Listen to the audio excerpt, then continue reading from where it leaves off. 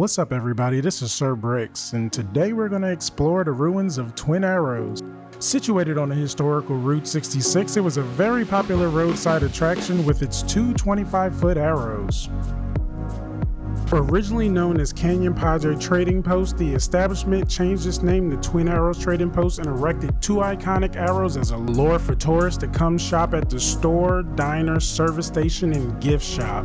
It was a very popular destination for truckers to fuel up and dine at the Valentine Diner. But there was a looming threat, which was the construction of Interstate I-40, which would divert traffic away from Twin Arrows. The trading post lasted another decade until it was closed in 1995.